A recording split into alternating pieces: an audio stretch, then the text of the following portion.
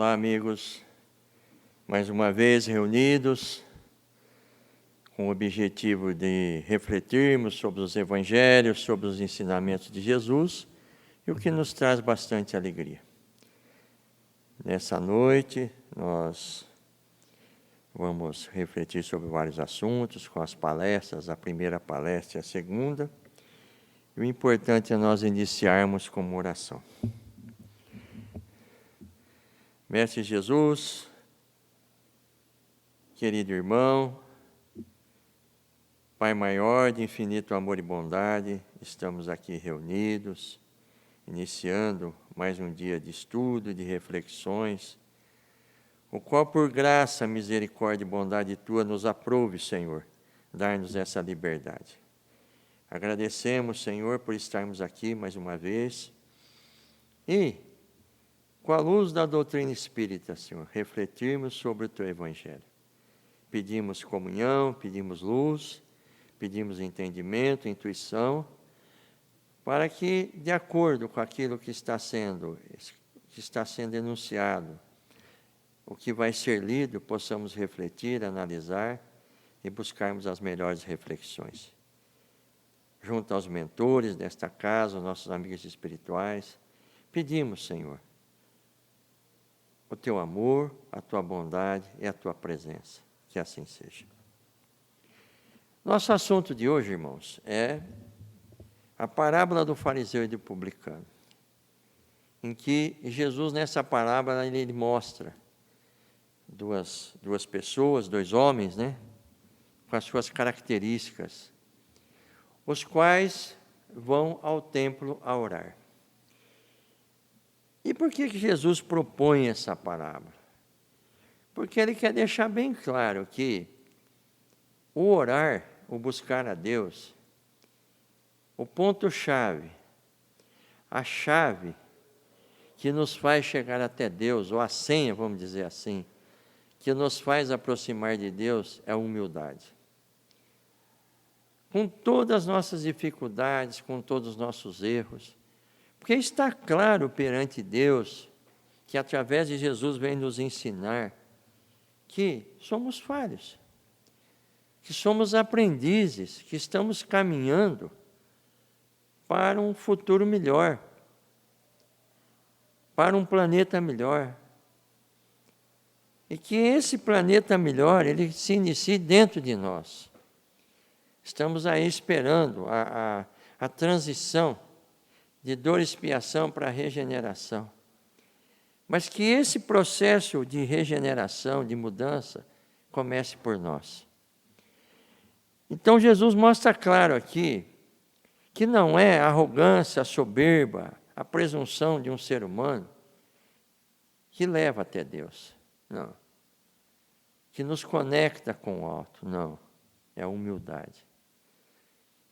E propondo dentro dessa parábola que nós vamos ler, isso está no capítulo 27 do Evangelho segundo o Espiritismo, cujo título é Pedi e obtereis. E no item 1 já começa falando assim: quando orais, não haveis de ser como os hipócritas, que gostam de orar em pé nas sinagogas e nos cantos das ruas, para serem vistos dos homens. Em verdade vos digo que eles já receberam a sua recompensa. Mas tu, quando orares, entra em teu aposento e fecha a porta. Ora, o teu pai em secreto. E teu pai que vê o que passa em secreto, te dará a paga. E quando orais, não falais muito, como os gentios, pois cuidam que pelo seu muito falar serão ouvidos. Não queirais, portanto, parecer-vos como eles, porque o vosso Pai sabe o que vos é necessário, primeiro que vós lhe peçais. Isso está em Mateus, no capítulo 6, no versículo 5 ao 8. E aí ele propõe essa parábola, que diz assim: um fariseu e o outro publicano, os dois foram ao templo orar. O fariseu, posto em pé, orava lá no seu interior desta forma: graças te dou, meu Deus, porque não sou como os demais homens, que são uns ladrões, uns injustos, uns adúlteros, como é também este publicano. Jejuo 2 vezes na semana, paga o dízimo de tudo que tem. O publicano, no entanto, pelo contrário, posto lá de longe, não ousava nem ainda levantar os olhos ao céu, mas batia no peito, dizendo: meu Deus, se propício em mim, pecador, digo-vos, que este voltou justificado para a sua casa, e não outro, porque todo o que se exalta será humilhado, e todo o que se humilha será exaltado. Isso está em Lucas, no capítulo 18, do versículo 9 ao 14.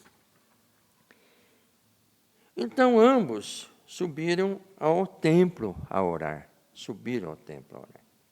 O fariseu, da forma arrogante, como nós lemos aqui, presunçosa, né, julgando as pessoas, né, julgando os filhos de Deus, né, não cabia a ele esse julgamento, mas ele julgava. E para buscar as suas qualidades, exaltar suas qualidades, ele destacava os defeitos alheios. Um ponto em que nós precisamos refletir. Que as nossas qualidades, as nossas labutas do dia a dia, não venham ser destacadas com a dificuldade daqueles que nos rodeiam. Muitos, na verdade, querem se posicionar de uma forma diferente nos seus lares, na comunidade, ou dentro do próprio convívio religioso, destacando os defeitos alheios. Aqui, primeiro ponto. A primeira qualidade de um cristão qual é? A humildade. É o amor a Deus, a caridade. E dentro desse contexto de caridade, julgar uma pessoa fere aquele que tem a caridade. É como se ele estivesse chicoteando alguém. É como se ele estivesse batendo em alguém. Por isso, nós não podemos, na verdade, destacar o erro alheio. Nós precisamos o quê?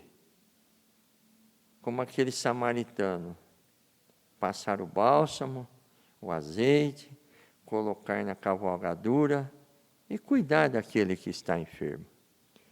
Cuidar com amor, com dedicação, com exemplos. Então é isso que Jesus coloca nessa parábola. Os dois subiram ao templo a orar. Quando nós nos propomos a orar, nós elevamos o nosso padrão vibratório. Nós nos colocamos num posicionamento de buscar a espiritualidade. E os dois tiveram a oportunidade de subir ao templo. Não houve na porta do templo um processo seletivo. Você entra ou você não entra. Ah, você é fariseu, você paga o dízimo, você não tem erros. Bom, você sobe no templo. Ah, você é publicano, cheio de falha. Porque os publicanos eram tidos como ladrões. Eram pessoas à parte da sociedade da época. Que os fariseus eram um exemplo de homens dignos, de santos, né? De imaculados, porque, como diz Jesus, aqui eles oravam em praça pública, nos cantos das ruas, eles faziam toda aquela manifestação exterior de louvor a Deus para se mostrar ao povo como homens dignos, né? Mas nós vemos aqui, pelo manifestar das suas palavras na sua oração, quem era o fariseu. Então, não havia ali um processo, uma forma, né, de entrar no templo ou deixar de entrar no templo. Os dois tinham a mesma liberdade. Quer dizer, todos nós temos a liberdade de elevar o nosso espírito e nos apresentarmos no templo. Não no templo material, mas no templo espiritual. Estando no templo perante Deus, é que cada um de nós vai manifestar o que tem no nosso interior. Não é? E se nós chegamos na presença de Deus e olhando para o alto com os nossos olhos espirituais, com os nossos sentimentos íntimos, sentirmos alguma dificuldade, o que nós vamos fazer? Nos postarmos como fariseu, que para nos aproximarmos de Deus, nesse templo tão glorioso que é a presença de Deus, manifestarmos os erros alheios, ou nós vamos fazer como esse publicano, para nos aproximarmos, nos atingirmos esse templo maravilhoso que é a presença de Deus, nos colocarmos em humildade. Senhor, estou aqui, com todas as minhas dificuldades, com todos os meus erros, mas eu me coloco, Senhor, na Tua presença, tentando ser um dos Seus grandes aprendizes. Eu aceito os Teus ensinamentos, eu preciso mudar, eu quero mudar, me ajuda. Então, diante dessa oração, nós vamos sair do quê? Da presença de Deus de que maneira? Justificados, quer dizer, visitados por Deus, confirmados que aquilo que nós falamos, aquilo que nós apresentamos diante de Deus, vai ser atendido. Porque muitos acham que orar é chegar na presença de Deus. Eu quero um carro novo, eu quero um bom casamento, eu quero isso, eu quero aquilo. E está aí, está esperando, né, ser atendido. Para orarmos a Deus, buscarmos a Deus, nós precisamos manifestar os nossos sentimentos íntimos, a nossa espiritualidade. Porque Deus, a espiritualidade maior, comunga com o nosso espírito. Porque diz que os verdadeiros adoradores adorarão ao Pai em espírito e verdade. Então, essa conjunção, essa ligação com o alto, ela vem através do quê? Do espírito. Não de palavras, não de manifestações exteriores, manifestações carnais, não, através do espírito. Através da nossa ligação e a conjunção, a senha de acesso a essa comunhão com Deus, chama-se humildade. Sem essa humildade, nós não vamos conseguir. Porque diz aqui, nessa parábola, o que Jesus mostra? O mestre mostra que o orgulho de seita, o orgulho de classe, o orgulho de família, o orgulho pessoal, finalmente, o orgulho em suas múltiplas formas, é mais prejudicial à salvação do que mesmo o publicanismo, como concebiam os fariseus. Ainda mais, quis demonstrar que no publicano, com todos os seus senões, com todas as suas dificuldades, ainda se encontrava um gesto de humildade, o que não acontecia com o fariseu.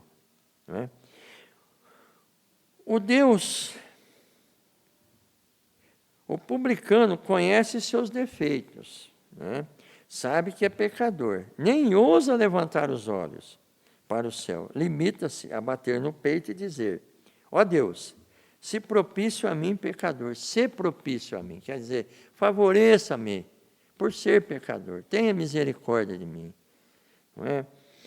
Enquanto o fariseu reconhece em si mesmo qualidades boas, e sua prece é uma acusação aos outros, até o pobre publicano que lá estava rogando ao Senhor o perdão de suas faltas. Então, irmãos, vamos refletir sobre isso. Eu tenho uma dificuldade de orar porque eu ainda tenho algum vício, eu ainda tenho alguma dificuldade de relacionamento na minha vida, mas veja bem, você quer mudar? Você sente necessidade de mudar? Você precisa mudar? Você quer mudar? Sim, eu quero, eu preciso. Mas é tão difícil, não veja dificuldade nas coisas. Porque nós precisamos, orando a Deus, buscando a Deus, onde as virtudes vão sendo adquiridas através dos nossos pensamentos, das nossas atitudes, vamos deixar de lado os erros. Vamos nos concentrar aqui em qualidades. Para eu vencer os meus erros, eu preciso ter o quê? o antídoto dos erros, que são o quê? As qualidades, as virtudes. E como que eu busco as virtudes? Como que eu busco esse antídoto para combater os meus erros? Através das minhas boas obras. E se eu começo a pensar, se eu começo a incutir em minha mente, no meu íntimo, que eu sou errado, que não tem jeito, e que eu vou para o inferno mesmo, que minha vida acabou, eu começo o quê? A maltratar as pessoas. Eu começo a me maltratar. Eu começo a ver barreira em tudo em que eu poderia estar fazendo o bem para alguém. Independente desse erro, daquele erro, eu tenho que o quê? Me propor a fazer o bem às pessoas e a mim também. Porque quando eu começo a enxergar em mim só erro, erro, erro, e nos outros, porque essa forma de enxergar em mim erros e nos outros também, eu vou criando o quê? Uma barreira negativa que me impede o processo de progresso na minha vida. Então eu começo o quê? A estudar formas de melhorar, né? Tratar bem minha família, modificar com o meu vizinho, modificar com o meu colega de trabalho, modificar com o meu superior no trabalho, modificar com o meu subordinado no trabalho, modificar com os meus filhos, né? Ter animaizinhos em casa para eu, na verdade, ter um momento de carinho, um momento de olhar a natureza, um momento de olhar a lua, um momento de olhar tudo que Deus me deu e transformar no meu íntimo, criar dentro do meu íntimo vazões ou pontos em que me fazem acumular virtudes e que vão se transformando em força para eu vencendo meus erros.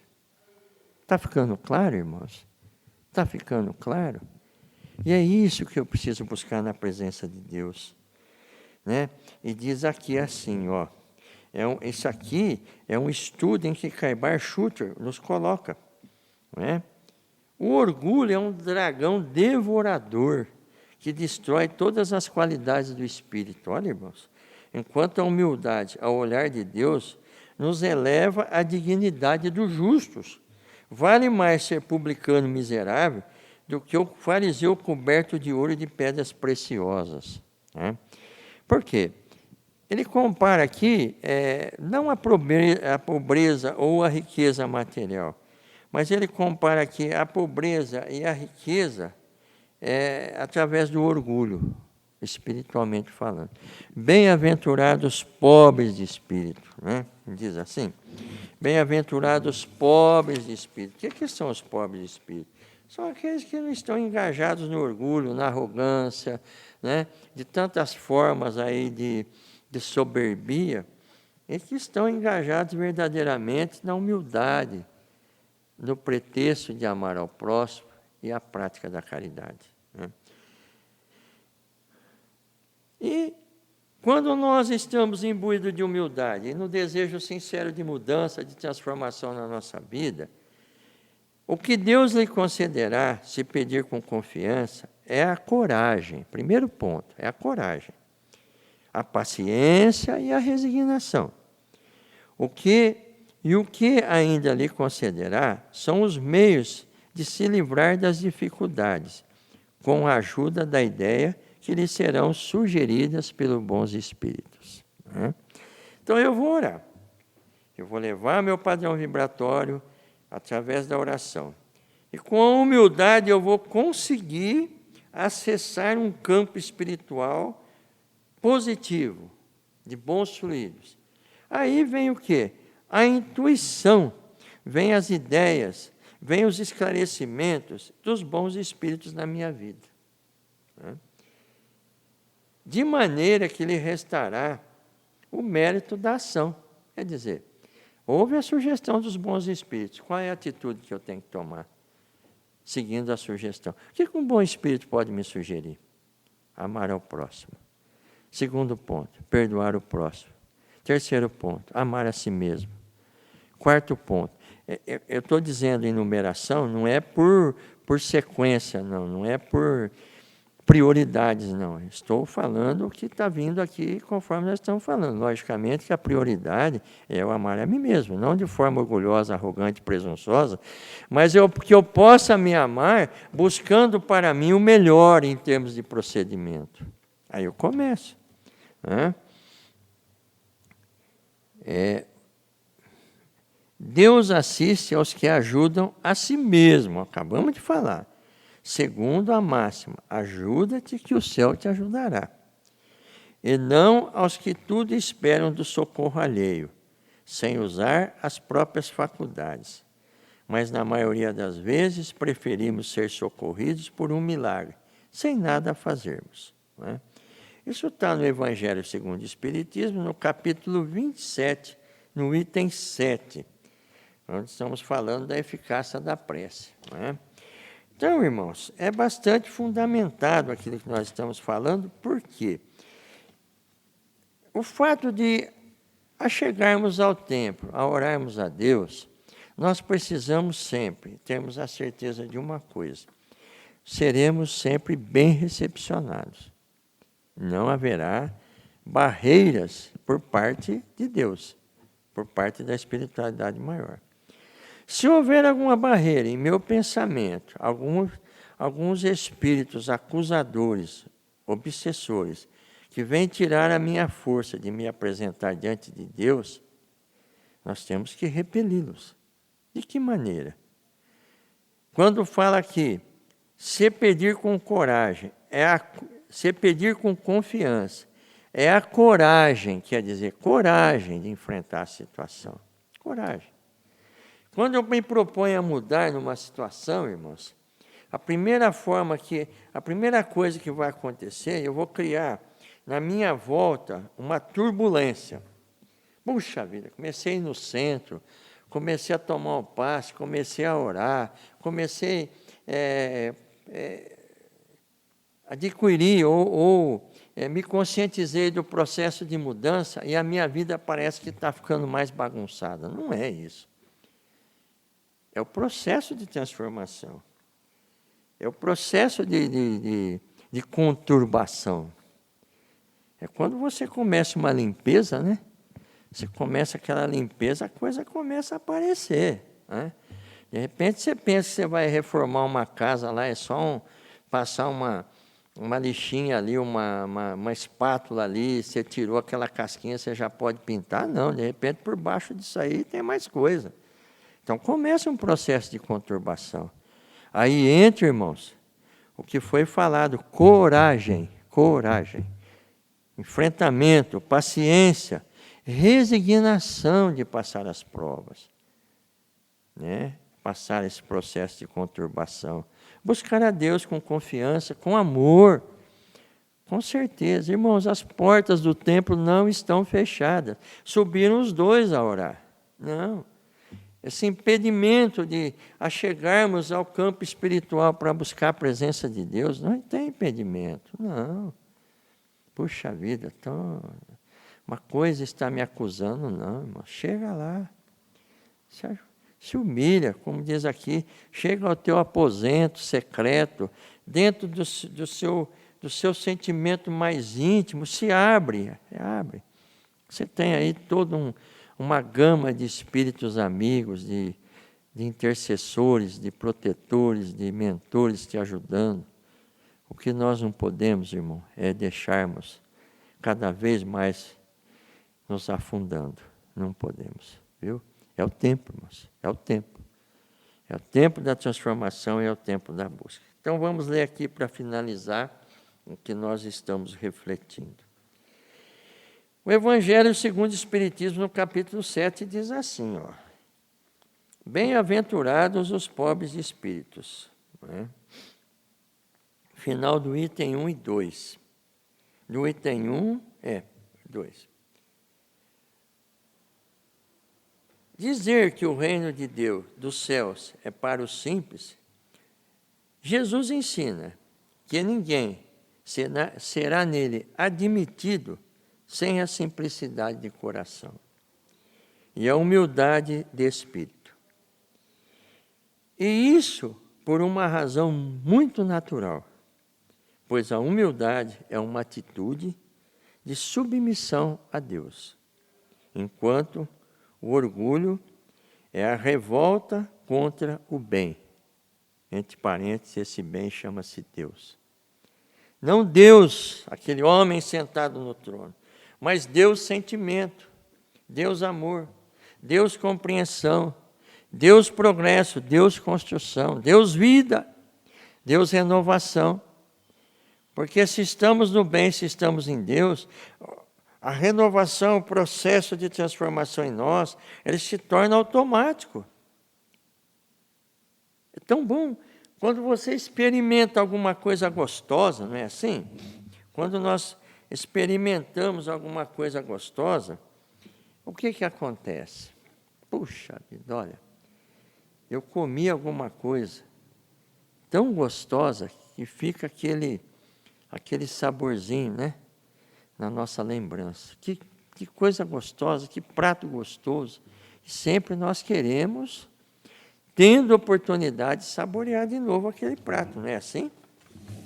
Assim também, quando nós saborearmos o prazer de praticar o bem, nós vamos estar sempre desejando isso. Irmãos, vamos deixar bem claro uma coisa. A vida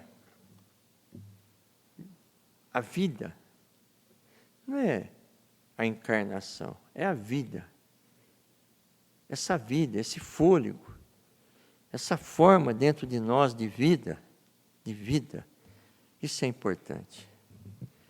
É a vida do homem, dos animais, a vida da flor está lá, com as suas cores, com o seu perfume. Qual é a manifestação da flor da vida, em vida? Suas cores e seu perfume. Em cada um de nós, então, temos a nossa manifestação de vida.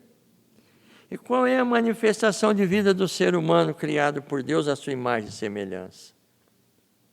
As suas cores. O seu perfume é o amor de Cristo. Então, essa é a manifestação.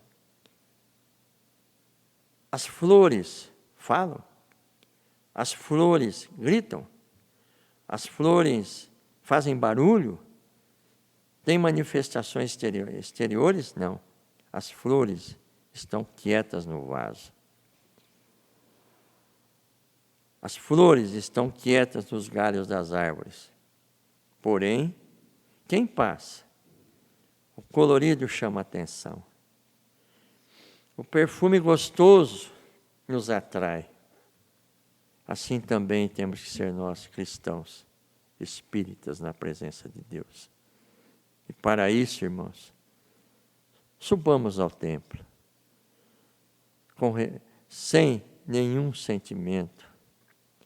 E se alguma coisa nos perturba, alguma falta de perdão, alguma dificuldade, vamos pedir a Deus que nos ajude a nos desembaraçarmos. Aí, irmãos, nós vamos ver a solução de muitos problemas na nossa vida. Porque enquanto nós estamos embaraçados, numa nuvem turba de orgulho, de grandeza, nós não enxergamos a solução do problema que às vezes está do nosso lado, tão perto de nós. Uma mexidinha num sentimento nosso, nos propiciando ao perdão, à humildade, pode modificar toda uma situação. Algo que vem nos tirando a paz, algo que vem nos tirando a alegria, algo que vem nos tirando a confiança em Deus, algo que vem nos tirando, irmãos, a oportunidade daquele momento de estarmos felizes na presença de Deus. É isso que nós precisamos refletir. E momentos esses que não há valor material que pague. Não há preço que pague isso. Por isso, irmãos, vamos refletir sobre tudo isso. Não é? Agradecemos a Deus, agradecemos a Jesus e pedimos que Ele nos ensine a sermos humildes, que Ele nos ensine a caridade, o amor verdadeiro. que essa crosta de orgulho, né, que vem aí através da nossa ignorância, da nossa meninez espiritual, da nossa meninice espiritual, possa nos dar cada dia mais a presença de Deus em nossos corações. Que Jesus nos abençoe. Olá, amigos. Sempre uma grande alegria e uma grande oportunidade quando podemos tirar alguns momentos da nossa vida para dedicarmos ao entendimento da vida, à criação de Deus, nosso Pai, a Jesus, nosso mestre e amigo.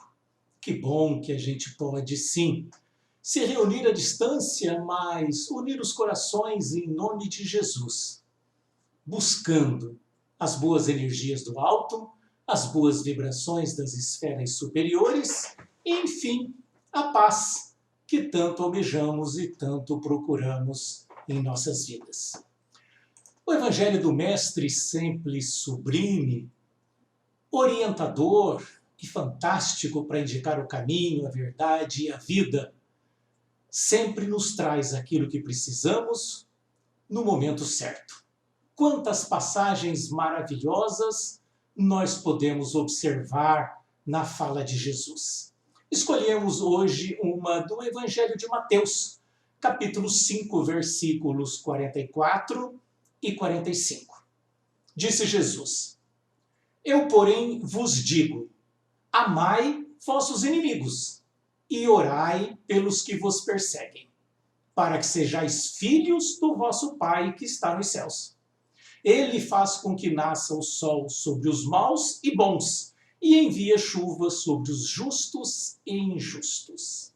Isso quer dizer que nós devemos amar os nossos inimigos, claro, como o texto nos disse, mas que Deus faz nascer o sol e faz cair a chuva sobre todos. Ou seja, Deus não tem filhos privilegiados. Deus ama a todos, cuida de todos. E claro, como Jesus nos disse, nenhuma das ovelhas que me destes se perderá, todos nós um dia seremos puros, perfeitos e completamente felizes. Assim, meus irmãos, é importante que possamos refletir o Evangelho de Jesus, compreender-lhe a essência, praticá-lo e vivermos cada vez melhor. Amar os inimigos? Quem são nossos inimigos? Muito bem. A princípio, os inimigos são aqueles que nos fazem mal, aqueles que nos prejudicam de alguma forma, aqueles que nos incomodam, aqueles que de alguma forma interferem em nossa vida, fazendo com que ela fique um pouquinho mais complicada. É esses que nós chamamos de inimigos. Antigamente tinha aqueles inimigos mais ferrenhos de perseguição, de agressão. Hoje em dia, se existir, já é bem mais raro. Mas todos nós, num momento ou em outro, fomos preteridos, agredidos verbal ou até fisicamente, enfim, e nos sentimos magoados, até porque nossas imperfeições ainda fazem com que tenhamos dificuldades em perdoar.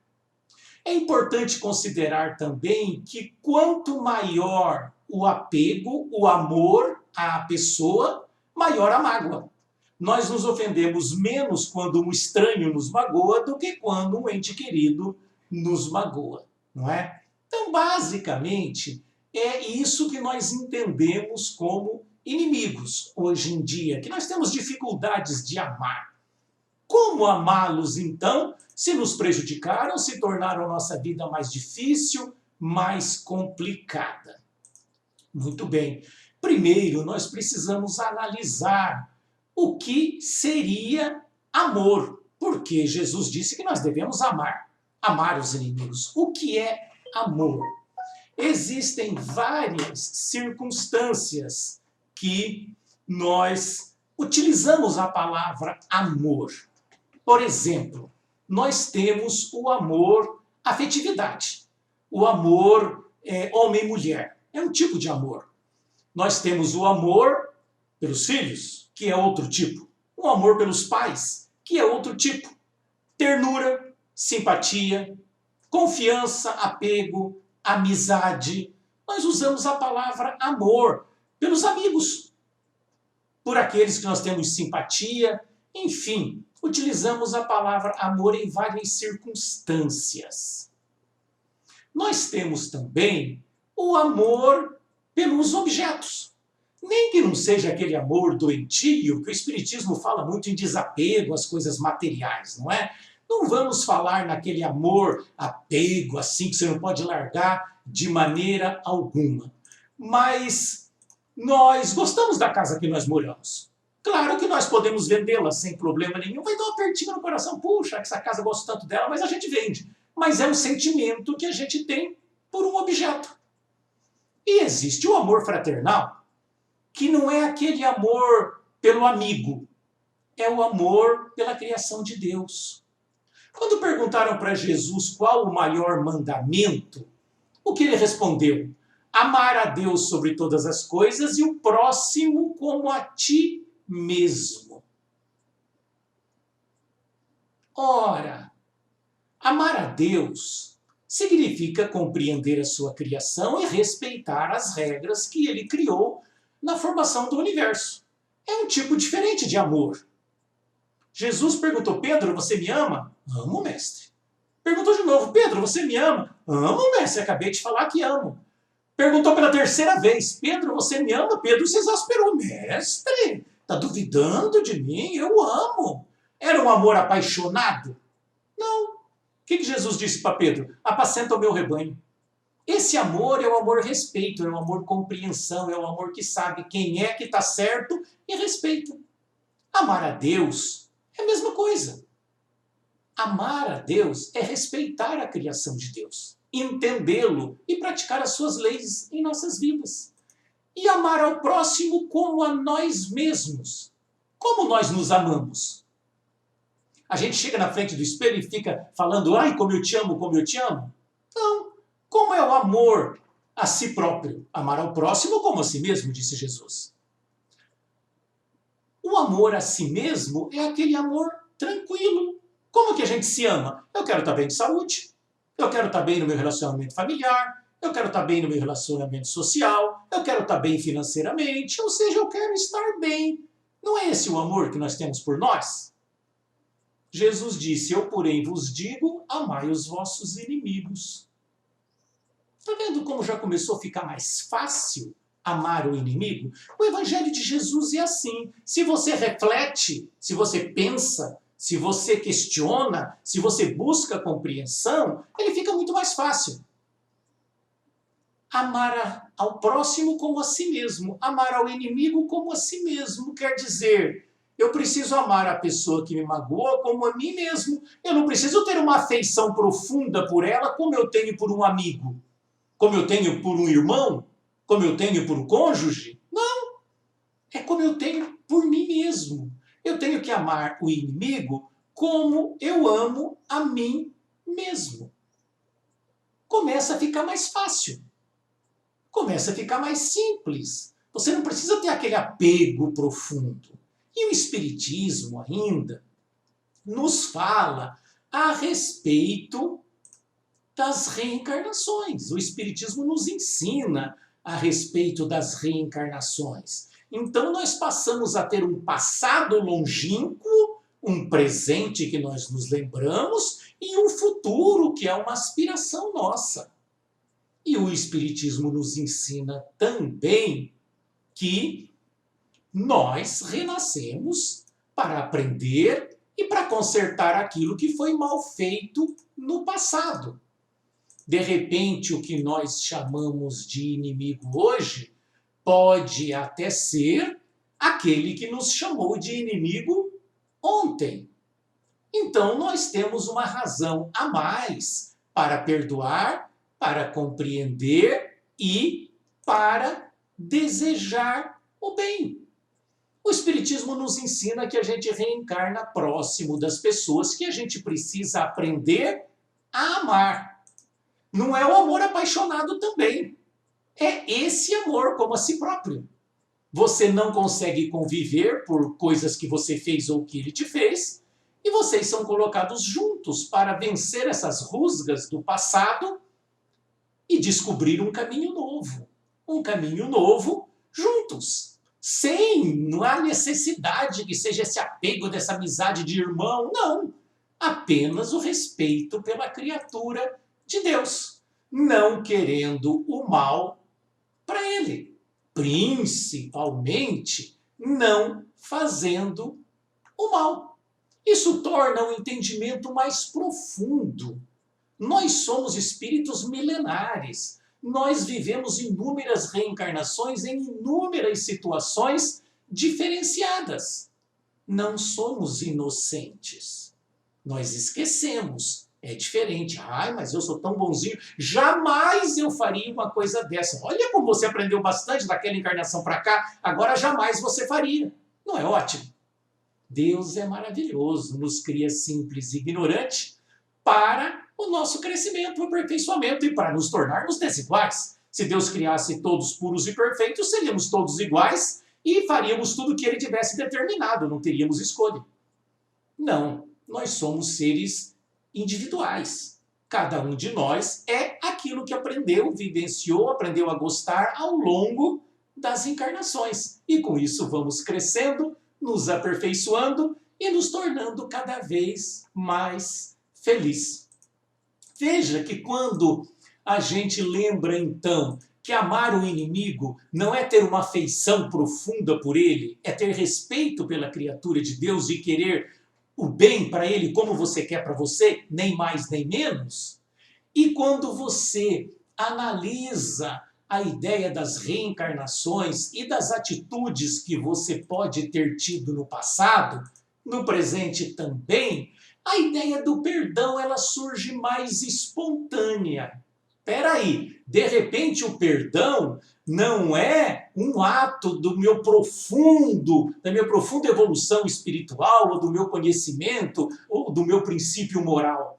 De repente o perdão é até uma obrigação, uma vez que nós podemos estar recebendo de volta a planta da semente que nós semeamos. A coisa começa a ficar mais fácil e mais tranquila. Espera aí, eu estou aqui, sou um espírito num planeta de expiação e provas, renascem nesse planeta aqueles que precisam aprender, que erram. No planeta de expiação e provas, nós erramos mais que acertamos. Estamos caminhando aí para o planeta de regeneração, daqui a pouco a gente chega lá. Mas, por enquanto, é um planeta de expiação e provas. Então, nós erramos e sofremos o erro dos outros. Na maioria das vezes, sofremos aquele erro que nós precisamos para o nosso aprendizado nessa encarnação. Quando não, é um aprendizado a mais que nós carregaremos conosco para a eternidade. E quanto mais aprendemos, mais felizes nos tornamos. Além do que, vivemos mergulhados no ambiente mental que criamos. Sentir o bem é construir nossa felicidade e nosso bem-estar imediatamente, agora. Pensar o bem, porque pensar o mal nos faz sentir mal. Criamos um ambiente negativo, pesado, ruim, causa um mal-estar, uma angústia dentro de nós. Quando nós não perdoamos ou quando sentimos o inimigo e desejamos algum mal, não no sentido de querer fazer o mal. Talvez a gente já tenha até passado essa fase. Ele me magoou, eu não vou fazer nada. Mas quando ele estiver no umbral, aí ele vai pagar, né? A gente precisa se libertar disso. Pensar o bem, não é? Desejar que ele siga a vida dele, que ele seja feliz, que ele se vire por ele, não é? Às vezes as pessoas têm aquela ideia de que perdoar é você ir lá para você sofrer agressão de novo. Não é isso. Perdoar é você se lembrar do que a pessoa fez e isso não te fazer mal mais. Isso é perdoar. Então, amar o seu inimigo é você lembrar do mal que ele te fez, isso não te causar mais mal nenhum e você também não desejar nada, querer, não precisa desejar que ele seja feliz, que ele ganhe na Mega Sena, não é isso. apenas desejar que ele esteja tão bem quanto você quer estar. Amar ao próximo como a si mesmo. Amar ao inimigo como a si mesmo. Ele que esteja bem lá com a vida dele, com os amigos dele, com a família dele. Tudo bem, eu não estou desejando que ele sofra, que ele tenha um mal, que ele tenha uma perda. Isso é amar o inimigo. Fazer a nossa felicidade. Tem algumas pessoas que nos prejudicam, por exemplo, e que nós temos que conviver. Ambiente de trabalho, por exemplo. E a aproximação do amigo cria em nós uma vibração agradável. Você não abre um sorriso quando encontra um amigo, oh, fulano, que alegria, que bom te ver e tal. O inimigo é o contrário. A emoção do inimigo cria em nós vibrações negativas e nós nos sentimos mal. Não é? A gente dá aquela encolhida, vira as costas, faz de conta que não viu, não é? A ideia é a gente conseguir conviver sem essa vibração negativa. A pessoa fez lá o que ela fez, nos desagradou, a gente toma o cuidado para que ela não possa fazer de novo, para não ficar nos magoando eternamente, não é verdade? Mas também, ao chegar no ambiente de trabalho, por exemplo, e dar de cara com ela, você diz um bom dia. Não é que ela tenha um bom dia, assim como você quer ter o seu bom dia, vai cuidar da sua vida, ela vai cuidar da vida dela e resolver o problema dessa forma. Não é tão difícil quando a gente analisa, estuda, compreende e aceita o Evangelho de Jesus. Jesus pediu que amássemos o inimigo. Amar o inimigo é não ter por ele nem ódio, nem rancor, nem desejo de vingança. É um ser humano, criado por Deus, imperfeito como eu, que erra como eu errei, e que nesse momento convive comigo ou conviveu comigo em algum momento. Mas ele que cuide da vida dele. E, naturalmente, não opor obstáculo ao seu bem-estar e à possível reconciliação. Porque, veja bem, tem atitudes que a reconciliação se torna difícil. Vamos usar um exemplo bem prático para a gente entender. O cara te pediu dinheiro emprestado e não pagou. Você cobrou, ele não pagou, ele não vai pagar mesmo, já descobriu que ele não vai pagar, certo? Ora, se ele pedir dinheiro emprestado de novo, você não vai emprestar, porque ele não paga, certo? Então essa reconciliação, não é o que seria vir a outra face. Então se ele pedir de novo, você vai emprestar de novo. Se ele pedir de novo, ele vai emprestar de novo, ele nunca vai te pagar. Aí não, aí é ser trouxa. Então isso o Evangelho de Jesus não ensina, não é? Agora, tem obstáculos que tem atitudes que a gente tem como haver uma reconciliação, não é? Por exemplo, você ia passando e viu o seu colega de trabalho fazendo uma calúnia sobre você em relação a alguma coisa, não é? E aquilo te magoou e tal. Aí, no outro dia, o cara fica sabendo que você sabe, olha, desculpa aí, eu não estava bem, eu imaginei errado, eu compreendi errado, não é isso, né? Não vou fazer mais isso e tal. Então, dá para reconciliar. Dá para... são situações que dá para acertar, porque as pessoas imaginam o seguinte, reconciliar, perdoar, você tem que ir lá e se expor novamente, totalmente aquilo que aconteceu. Não é exatamente assim. É um exemplo claro, a traição conjugal, não é? Quando o seu cônjuge te trair, perdoa. Jesus mandou perdoar. Agora, perdoar não quer dizer que você tem que continuar casado com ele ou com ela. Se você quiser, até pode, não tem problema nenhum. Mas não é obrigatório. Você pode se lembrar da traição, isso não te fazer mais mal, ele vai cuidar da vida dele, você vai cuidar da sua, e está resolvido o problema. Mas as pessoas acham que não, que perdoar é você se expor novamente à agressão. Não, não é assim. Perdoar é você não se sentir mais mal com aquilo e não fazer nada para revidar, não é? Tocar a sua vida. A reconciliação é exatamente isso. Sendo possível, sim. Aí vocês podem até no futuro, quem sabe, fazer uma amizade, serem amigos, enfim, é possível, desde que a gente esteja aberto, não é? Para ouvir, para compreender, para relevar e para tocar a nossa vida para frente. Amar o inimigo também é estender a mão em caso de necessidade. O cara te agrediu, foi uma situação complicada, você ficou magoado, com o tempo você perdoou e você agora ama o seu inimigo. Ele cuida da vida dele, você cuida da sua. Não é? Você ama ele como você ama a você mesmo. Você quer que ele esteja bem, que ele esteja tranquilo. Mas numa dada situação, só está você e ele, e você é o único que pode ajudá-lo. Não é? Então, é mais ou menos isso. Vamos usar um exemplo bem corriqueiro. Você for no churrasco da empresa, não é? E você é o organizador. E o seu amigo inimigo foi, mas você já perdoou, não é? Você ama ele como a você mesmo. E, como você é o organizador, você é o último a sair da festa, e é numa chácara afastada. E já é noitinha, né? Não estraga meu exemplo. Já é noitinha, o seu amigo saiu primeiro, né? E você saiu depois dele. Terminou de arrumar e foi embora. A hora que você vai embora, você vê seu amigo com o carro parado com o pneu furado e ele está sem o macaco, perdeu o carro. Né? Então, você não vai passar e largar ele lá. Não é? Você vai parar, empresta o macaco para ele e vai embora. E continua amando ele como você ama a você mesmo. Não é? Ele trocou o pneu, você guardou seu macaco, foi embora e está resolvido o problema. Então, num caso, não é?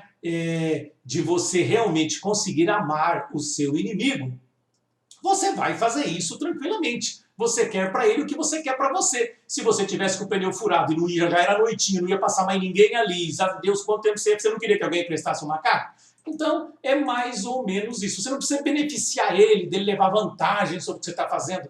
Não é exatamente isso. É amar a ele como você ama a você mesmo. Desejar a ele o que você deseja para você, tranquilamente.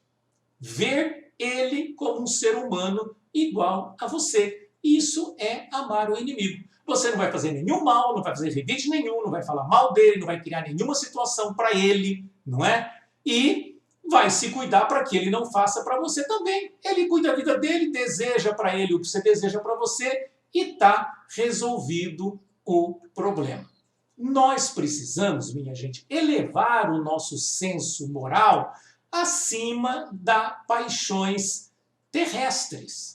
A gente está ainda mais próximo da animalidade do que da angelitude. E é claro que quando nós recebemos algum gravame, alguma situação, a gente ainda fica chateado, não é? Mas a gente, com o Espiritismo, essa luz maravilhosa iluminando as nossas vidas, que nos esclarece tanto a vida que nos cerca, as ocorrências da vida. Por isso que o Espiritismo é o consolador prometido por Jesus, né? Jesus falou, é necessário que eu vá, pois indo vos enviarei outro consolador que vai esclarecer todas as coisas.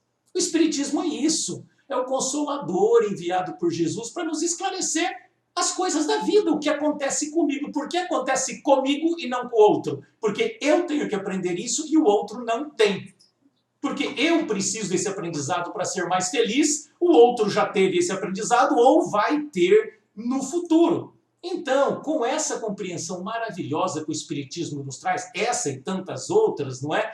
A gente tem que ter o nosso senso moral um pouquinho mais dilatado do que o vulgo geral, do que as pessoas de um modo geral. A vida é muito maior do que nós imaginamos. A vida é maravilhosa. Estamos aqui protegidos, cuidados por Deus em todos os momentos. Então, a gente precisa exteriorizar isso através das nossas atitudes, para que nós mesmos possamos ser mais felizes. É claro que quando a gente consegue ter uma atitude, não é, de vida natural com aquela pessoa que nos prejudicou, isso nos faz bem, nos fortalece, faz a gente sentir forte. Mas a gente precisa exercitar.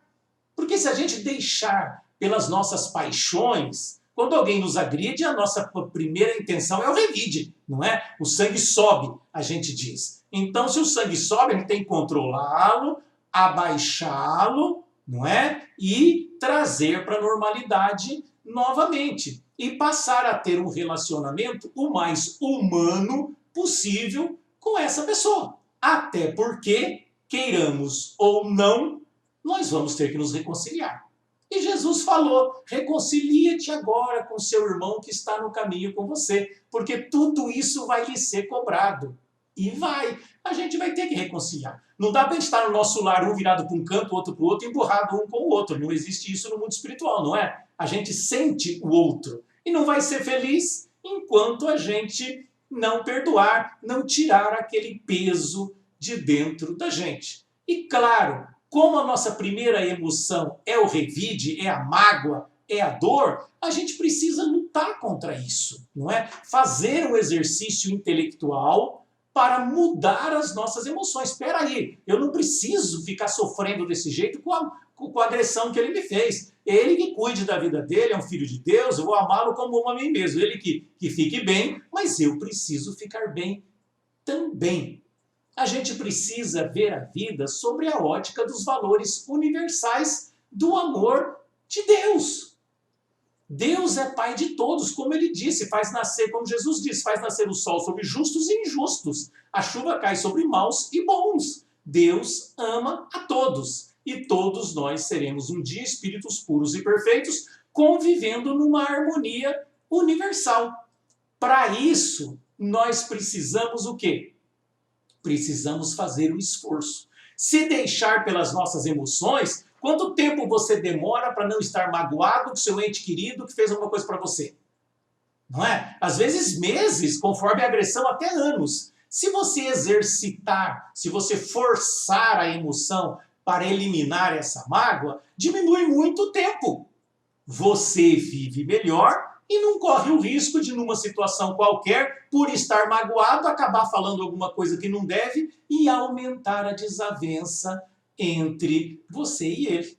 Nós podemos, sim, se nós quisermos, diminuir o tempo de sofrimento, de mágoa daquela pessoa, principalmente que convive conosco. Porque o estranho que se afasta, a gente acaba esquecendo porque não vê mais. Agora, imagine o parente que mora na mesma casa ou coisa desse tipo, não é? Demora muito, mas nós podemos exercitar as nossas emoções através da força da vontade. Inventa desculpa para maquiar o que ele fez para você ir eliminando essa mágoa de dentro de você e viver melhor.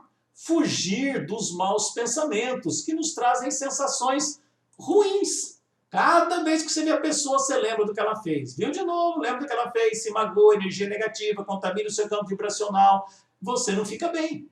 Nós podemos ficar bem. Nós podemos criar e sentir a paz em nosso campo íntimo, que é uma outra coisa que a gente não entende direito. A gente quer que a paz venha de fora. Não é? Ah, meu patrão tira a minha paz, minha sogra tira a minha paz, meus filhos tiram a minha paz, meu vizinho tira a minha paz. A gente acha que é o exterior que tira a nossa paz. E, na verdade, não é. A nossa paz é tirada pelo nosso campo íntimo. Imagina Jesus, Espírito puro e perfeito, cuidando de nós. Você acha que o Espírito desse ia ter paz?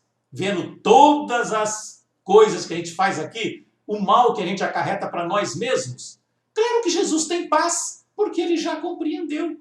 Ele não permite que as nossas atitudes, pupilos dele, tirem a paz dele.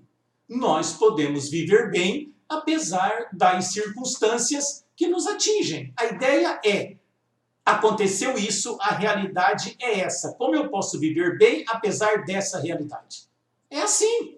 Porque quando formos espíritos puros e perfeitos, haverão outros espíritos que não estarão tão evoluídos quanto nós, ou nós seremos aí os mentores deles, e nós precisamos ter paz. Nós alcançamos a felicidade. Então não é a imperfeição do outro que tira a minha paz. O que tira a minha paz é a minha forma de interagir com as coisas que me acontecem. A forma de ver a vida. A forma de interagir com a vida é que tira a nossa paz. Nós poderíamos ver de forma diferente, não é? E viver melhor. O exemplo, por exemplo, de ir na casa da sogra, não é? Todo domingo vamos comer na casa da mãezinha do marido. A sua sogra é a mãezinha do seu marido e ele ama a sua sogra como você ama a sua mãe, não é? Você já sabe que é assim, já sabe tudo que ela vai falar, já sabe tudo que ela vai fazer. Que tal você se preparar para ir lá, ela falar tudo aquilo e você voltar para casa bem com o seu marido? É só um exemplo, mais brincadeira do que um exemplo na verdade, não é? Mas é isso. Se prepare para a ocorrência da vida de forma que ela, acontecendo, não tire o seu bem-estar, a sua tranquilidade. É possível? Claro que é possível, só que nós não aprendemos ainda a fazer isso. A gente permite que tudo tire a nossa paz. Que a gente possa, meus irmãos, olhar aquelas pessoas que nos magoaram, os nossos supostos inimigos, com os olhos de irmãos. Irmãos do caminho, imperfeitos. Porque talvez aquilo que ele fez para você, você já fez para o outro. Nós todos erramos porque somos imperfeitos. Que tal compreender a imperfeição do irmão, não é? E olhá-lo como um filho de Deus imperfeito, que sofre, que precisa de ajuda. Você não precisa ir lá correr atrás dele para ajudar, não precisa. Mas você pode olhá-lo como você olha você mesmo. Amar o inimigo é amá-lo como você ama a você mesmo. Querer que ele esteja lá, bem, tranquilo, feliz, em paz, não é? Que ele siga a vida dele como você quer seguir a sua. Não precisa nem ir lá fazer uma amizade, não é exatamente isso. Se for possível, melhor, não é? Mas se você não tiver um sentimento negativo, você já vai estar fazendo a sua parte, amando o seu inimigo. E, claro, nas suas preces, lembrar de pedir perdão a Deus pelo que você fez e teve que sofrer a agressão desse seu amigo para aprender. Que Jesus nos abençoe, nos ampare, nos fortaleça sempre e nos ajude na compreensão maior do seu evangelho, que é o caminho, a verdade e a vida para a felicidade maior. Que Jesus nos abençoe.